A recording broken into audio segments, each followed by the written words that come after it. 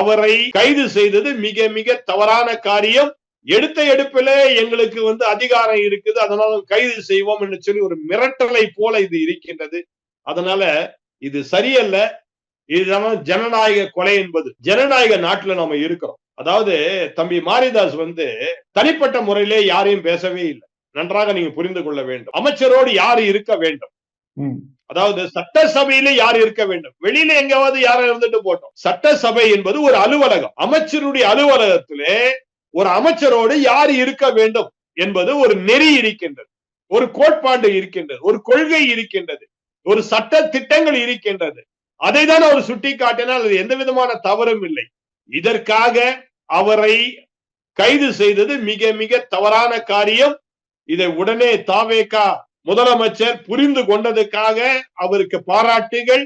அவரை விடுதலை செய்வதற்காக அவரை நான் பாராட்டுகின்றேன். தொடர்ந்து இப்பேற்பட்ட காரியம் செய்யாதபடிக்கு, அதாவது சும்மா கைது செய்வதற்காக ஒரு காரணத்தை சொல்வதற்காக இதை செய்யக்கூடாது.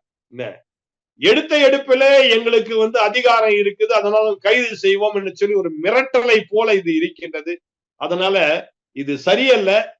நீங்க தொடர்ந்து 5 ஆண்டுகள் இந்த ஆட்சியாளர்கள் ஆட்சி செய்ய வேண்டும் என்று நான் விரும்புகின்றேன்.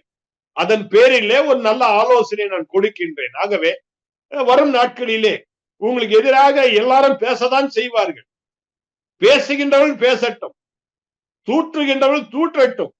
உங்க நடவடிக்கை நல்ல நடவடிக்கையாக மக்கள் மேடையில அது இருக்கட்டும். அப்படி இருக்கும் பொழுது மக்களாக தாங்களாகவே உங்களுக்காக நிச்சயமாக அவர் பேசுவார்கள். அதுல எந்த விதமான சந்தேகமே